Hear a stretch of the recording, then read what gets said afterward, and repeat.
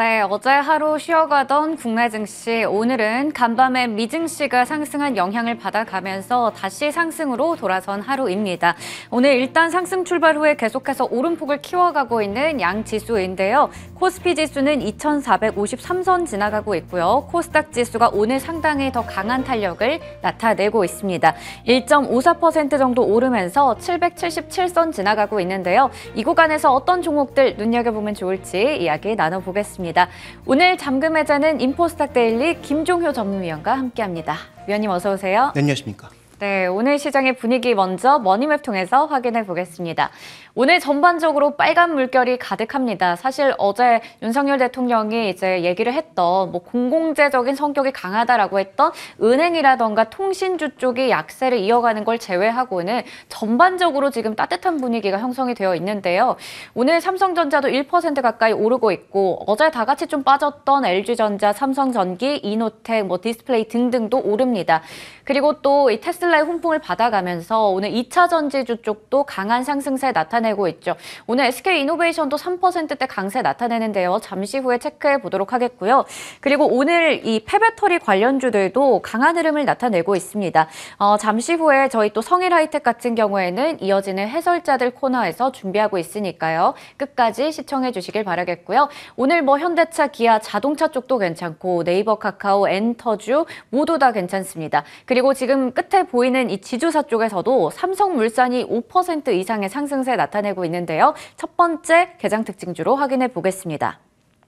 앞서 ESG 얘기하면서 주주 환원책에 대한 이야기 해주셨는데 삼성물산이 향후 3년간 주주 환원 정책을 하겠다, 3, 4조를 투자하겠다라고 밝혔습니다. 자사주 전량을 5년 내에 소각하겠다라고 얘기를 했는데요. 기존의 배당 정책은 유지하면서 소각도 하고 3년 동안 거의 4조 가까이 또 투자를 한다, 이런 소식 나오면서 5%대 강세를 나타내고 있습니다. 이 부분을 어떻게 보면 좋을까요? 네, 일단 삼성물산에는 긍정적인 이슈고요. 이미 11월 달에 이 종목은 한번 다룬 적이 있습니다만, 장기적으로 봤을 때 중동 수주 쪽에도 정말 찐수혜를 받을 수 있는 대표 종목 중에 하나죠. 물론 삼성물산이 건설만 하고 있는 것은 아닙니다만 건설 쪽의 모멘텀도 일단은 남아있다, 이렇게 볼 수가 있겠고, 그다음에 또 한 가지 우리가 주목해 봐야 되는 포인트는 어쨌든 삼성그룹의 중간 지주회사 역할을 할 수도 있는, 또 지금 일정 부분 지분을 많이 갖고 있는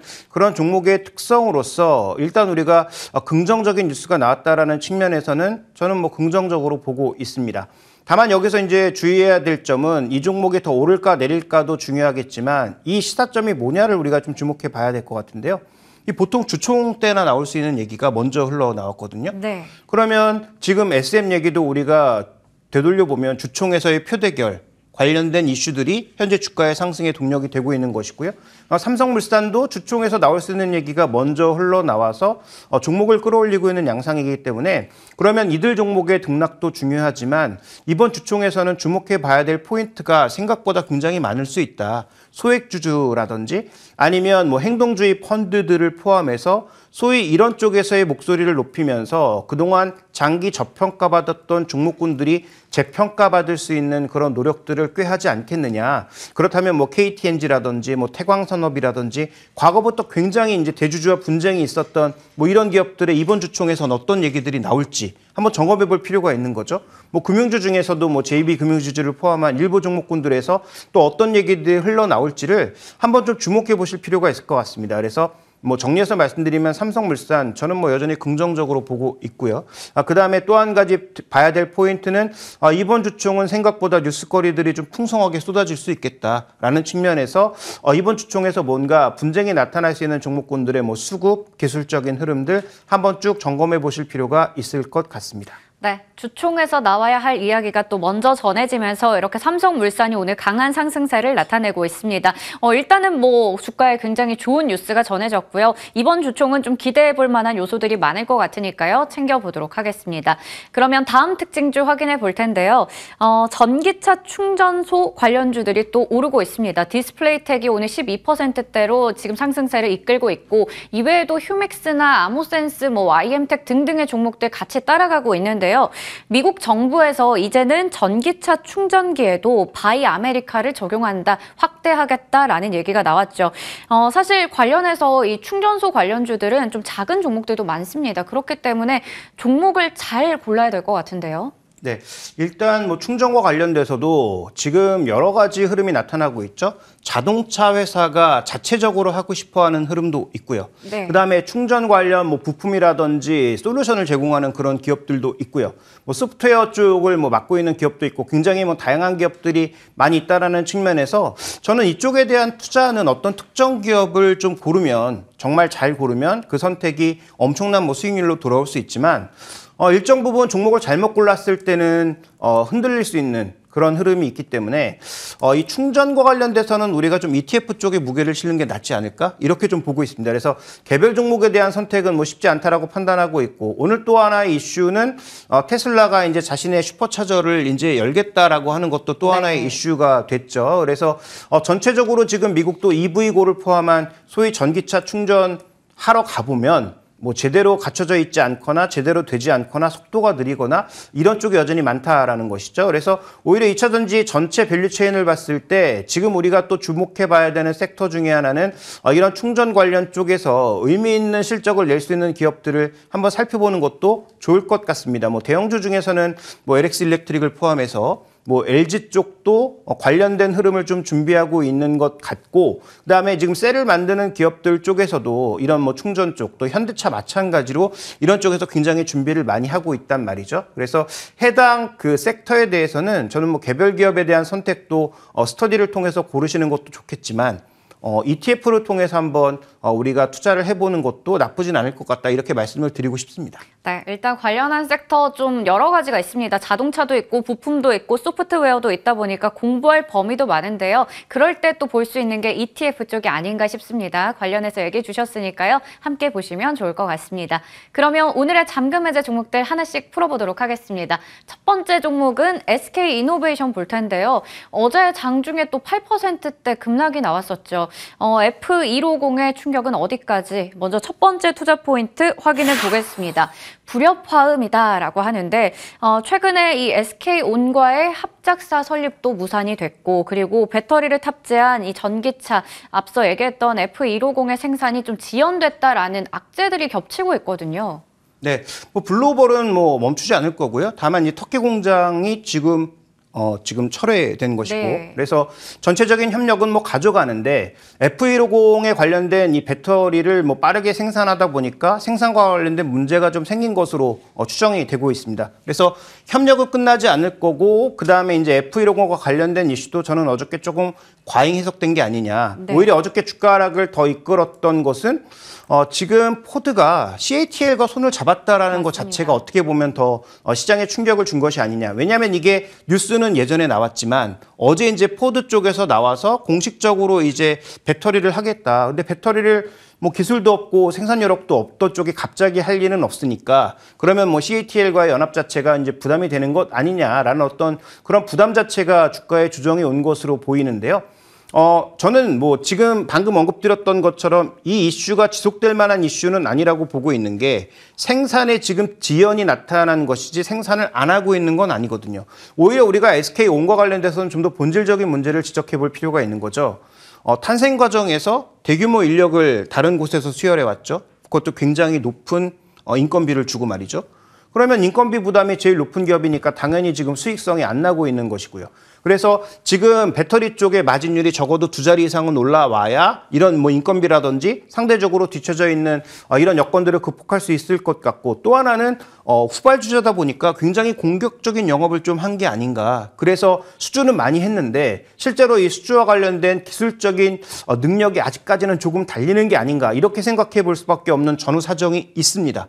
자, 그렇게 본다면 SKO는 뭐 여러 증권사에서 지적하고 있는 것처럼 올해 과연 실적을 플러스로 만들 수 있을지 그 검증 기간이 조금은 필요한 것 같다. 그래서 다른 2차지 전지주 종목군들이 그렇게 강세를 보이고 있는 구간에서도 뭐 상대적으로 좀 밀리고 있는 것이 아닌가 이렇게 좀 볼 수 있을 것 같습니다. 네, 배터리 쪽은 이렇게 우려할 부분들이 있지만 사실 뭐 정유 쪽이나 석유화학 쪽은 괜찮을 것 같거든요. 유가도 오르고 있고 정제 마진이 개선되는 효과도 얻어갈 수 있을 텐데 어떻게 보시나요? 네, 일단 그런데 작년 1분기가 너무 좋아서 올해 1분기는 좋아져 봐야 작년 1분기보다 좋을 수가 없죠. 그래서 지금 준비된 그림에서 보시는 것처럼 일단 중국의 정제유 수출량이 늘면서 일단 경쟁이 확대되고 있다는 것이 하나의 부담 요인이고요. 그다음에 또 하나 마진이 올라가고 있기는 하지만 그렇다고 작년에 1분기에 그렇게 유가와 더불어서 정제 마진이 폭발적으로 올라가던 그 시기만큼의 이익이 나올 거냐? 이렇게 보기는 어렵다라는 거죠. 그래서 저는 이 정제 마진 부분과 석유화학 부분은 결국은 SK온에서 마이너스 나는 부분을 그래도 커버해 줄 수 있는 하나의 부분이다. 왜냐하면 4분기 실적이 어닝 쇼크가 난 것은 결국은 실제로 돈이 빠져나가서 영업 손실이 나서라는 부분이라기보다는 가지고 있는 그 유가의 재고평가 과정에서 비싼 가격에 산 유가 때문에 나타난 손실이라고 봐야 되거든요. 근데 최근 유가가 좀 반등하고 있고 그다음에 유가가 쉽게 내려가지 않는 수준이라면 유가 재고평가 손 같은 경우에는 이제 추가적으로 나타날 부분이 크지 않다라고 보고 있기 때문에 그러면 이것은 바닥을 지켜주는 어떤 하나의 지표로 봐야지 이것으로 인해서 우리가 SK이노베이션 주가가 급등할 거다 이렇게 보기에는 조금 어려울 것 같습니다. 네, 그러면 얘기를 들어본다면 앞으로 주가 흐름이 어떻게 될지 좀 반등이 나올지 이게 약간 우려되는데 그러면 지금 자리는 매수를 해도 괜찮은지 궁금해요. 일단 결론부터 말씀드리면 전 지금에 와서 파는 건 늦었다라고 말씀드리고 싶고요. 그다음에 일정 부분의 반등은 추가적으로 악재가 더 나오지 않는다면 예를 들어서 또 공장에 또 어디서 철회된다든지 또 어디 배터리가 또 문제가 생겨서 생산이 중단된다든지 하는 그런 이슈가 나면 또 충격을 받을 수 있겠지만 그런 이슈가 연달아서 계속 나오지 않는다면 현재 지금 그 차트로 봤을 때 PR 관점에서도 PB 관점에서도 거의 바닥 수준입니다. 그러니까 SK온의 마이너스 부분을 고려한다고 하더라도 다른 종목군들의 밸류와 비교해 봤을 때 상대적으로 너무 싸 보이는 효과도 있는 거죠. 그래서 가장 먼저 말씀드리고 싶은 건 이제 와서 손절하기에는 너무 늦은 상황이라는 것을 가장 먼저 말씀드리고 싶고 두 번째로는 정유 부분과 화학 부분이 그래도 이익을 내기 시작하면서 바닥을 지지해 줄 수 있는 그런 가격대이기 때문에 지금에 와서의 손절은 거의 무의미하다. 그러면 신규 매수가 가능하냐? 저는 가능하다라고 보는데 네. 목표 수익률을 다른 종목처럼 공격적으로 몇십 % 올라갈 수 있는 그런 라인으로 잡기에는 또 부담이 있는 건 사실이라는 거죠. 그래서 지금 이 종목의 한 BPS가 25만 원, 한 27만 원 그 정도 사이에서 왔다 갔다 하고 있는 것 같은데 그 정도의 가격까지 단숨에 회복하기는 어렵다라고 보고 전고점인 한 19만 원 정도를 우리가 목표 가격으로 보면서 지금은 단기 접근도 가능하지 않을까. 다만 목표 수익률을 다른 순수 2차 전지 소재라든지 2차 전지 셀 기업과 동일하게 보는 것은 조금은 어렵다. 이렇게 봐야 할 것 같습니다. 네, 주가 조정은 매수의 기회다라고 얘기해 주셨고요. 대신에 목표 주가는 좀 단기적인 고점, 전고점 부근 19만 원 잡아주셨습니다. 기억해 보도록 하겠고요. 다음 특징주 확인해 보겠습니다. 다음 잠금 해제 종목은 바로 KT입니다. 정책 악재로 추가 하락. 어제장에서도 통신주들이 일제히 빠졌고 오늘도 지금 3% 가까이 빠지고 있습니다. 지금 통신주 관련해서는 악재가 전해졌죠. 사실 앞으로 통신 요금에 대한 부담을 줄여야 된다라는 이야기가 대통령 입에서 이제 나왔는데 이 부분 어떻게 해석해야 될까요? 네, 일단 정부의 의지가 워낙 확고한 데다가 네. 그다음에 이것은 예를 들어서 저항을 받을 수 있는 여론이라든지 이런 것에 저항을 받을 수 있는 그런 부분이 아니죠. 오히려 여론에 힘을 입을 수 있는 맞습니다. 그런 이슈라는 거죠. 그래서 지금 시장을 과점하고 있는 새 업체에 대해서 강력한 어떤 하방 압력이 가해지는 것은 사실이라는 것이고 그렇다면 아마 증권사에서 이제 자료가 계속 나오기 시작하겠죠. 올해 원래 긍정적으로 봤던 실적을 하향한다든지 조정한다든지 이런 것들이 나올 수 있겠죠. 근데 이제 현재 구간에서의 빠지는 주가는 결국은 모멘텀이 없는데 거기에 악재가 더해지면서 주가가 빠지고 있는 상황이기 때문에 단기적인 저점을 우리가 섣불리 예측하기는 어렵지만 일정 부분 지금 주가의 악재는 녹아가고 있는 게 아닌가. 그러면 추가 하락을 고려한다고 하더라도 그럼 여기서 봐야 될 핵심 포인트는 SK이노베이션과 마찬가지. 지금에 와서 손절하고 다른 종목으로 빠르게 갈아탈 때인가는 본인이 각자 알아서 선택하실 문제지만 제가 보기엔 지금 이것도 선택하기엔 좀 너무 늦은 게 아닌가? 그렇다면 지금부터는 실적 추정치보다 주가가 많이 내려갔거나 아니면 실적 추정치의 하향만큼 이미 주가가 하락했다면 이제 와서의 손절은 의미가 없는 거죠, 이 부분도. 그렇다면 지금부터는 좀 더 긍정적으로 볼 수 있는 모멘텀을 찾아가야 되지 않을까. 그런데 KT는 아시는 것처럼 최근에 CEO와 관련된 이슈도 주가에 좀 부담이 되고 있잖아요. 구현모 CEO가 과연 어떻게 될 것인지 이런 부분들이 겹쳐지면서 나타난 주가 하락이라고 봐야 하기 때문에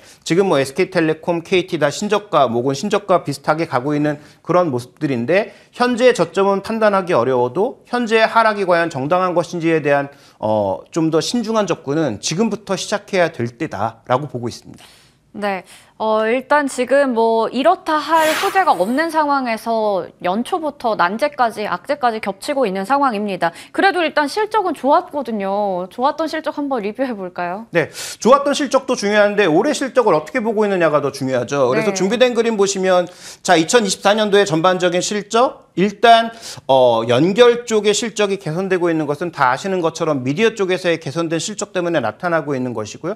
이에 대한 기대가 2023년까지 반영되면서 전체적으로 뭐 통신 쪽도 뭐 비교적 견조한 실적을 유지하지만 미디어 쪽에서의 긍정적인 흐름을 더 보고 있다 이렇게 봐야 될 것 같습니다. 그러면 지금 통신 쪽을 압박하면 통신 쪽 실적은 약간 축소되거나 뭐 조정받을 수 있는데 그런데 아시는 것처럼 통신업종은 비용만 줄이면 또 이익을 어느 정도 보장할 수 있습니다. 그래서 워낙 마케팅비를 많이 쓰는 그런 기업들이라는 측면에서 비용적인 측면에서의 조절로 통신 부분의 감소는 일정 부분 자리매김을 할 수 있을 것 같고요. 그러면 우리가 원래 올해 성장 요인으로 봤던 미디어 쪽의 전반적인 성장이 그치느냐? 그렇지 않을 것 같거든요. 네. 그러면 저 연결 실적의 변동이 물론 나타날 수 있겠지만 그렇게 시장에서 지금 주가가 빠진 것만큼 급격하게 빠질까? 저는 그렇지 않을 거라고 보고 있는 거죠. 그래서 KT의 주가가 지금 저점이다. 지금 사야 됩니다. 이렇게 말씀드릴 수는 없어도 어쨌든 지금 실적 추정치보다 주가가 더 빠지고 있는 것은 아닌지에 대한 의심은 저는 지금부터 시작할 필요가 있는 것이고 그러면 뭐 보유자분들은 알아서 판단하시겠지만 신규 매수 관점에서 봤을 때도 지금 당장 매수 주문을 누르지 않아도 이제부터는 조금 이게 절대 밸류가 조금 약세 정도인지 너무 저평가된 영역으로 가고 있는지를 확인해 봐야 되는 그런 시점이라고 저는 판단하고 있는 것입니다. 네. 그렇다면 지금 자리의 밸류는 어떻게 판단하세요? 네, 뭐 준비된 그림으로 보시면 현재 이제 실적 추정치는 분명히 변할 것이기 때문에 PE 관점에서의 판단은 조금 우리가 뒤로 미뤄서 다시 한번 해볼 필요가 있겠지만 PB 관점에서는 일정 부분 반등을 통해서 과거의 저평가를 해소한 것도 사실입니다. 근데 저 밴드의 지금 상단 부분이 제일 높은 데가 0.7배 정도 수준이고요. 지금 현재 구간에서의 저점 대비해서 많이 오르긴 했지만 그럼에도 불구하고 0.5배 정도 수준에 불과하거든요. 그러면 이 종목의 실적 추정치가 정말로 급하향돼서 원래 잡았던 곳에서 뭐 20, 30% 떨어지는 그런 극단적인 상황이 아니라면 저는 시장 분위기가 좀 더 바뀌었을 때 예를 들어서 지금처럼 뭐 성장주 위주 혹은 뭐 턴어라운드 종목 위주의 그런 장세에서 좀 더 안정적인 종목군들 뭐 시장의 어떤 흔들림을 반영하는 그런 구간에서는 오히려 KT 같은 종목군들의 주가의 조정이 좀 더 편하게 다가올 수도 있다. 그러면 신규 매수를 고민하시는 분들이라면 지금부터는 아니겠지만 적어도 뭐 다음 주, 다다음 주 정도부터는 분할 매수를 좀 고민해 봐야 되는 그런 시점 아닌가라고 판단하고 있고요. 과거 이 종목이 이제 좀 잘 올라갔을 때 목표 가격을 뭐 한 4만 원 정도까지 제시한 적이 있었는데 저는 뭐 그 정도의 가격까지는 충분히 가능하지 않느냐 이렇게 보고 있습니다. 네, 좀 더 눈여겨보면서 다음 주부터는 분할 매수 접근도 가능하다 얘기해 주셨고요. 목표 주가는 4만 원 잡아주셨습니다. 이렇게 오늘은 SK이노베이션과 KT에 대해서 알아봤고요. 지금까지 인포스탁 데일리 김종효 전문위원과 함께했습니다. 위원님 고맙습니다.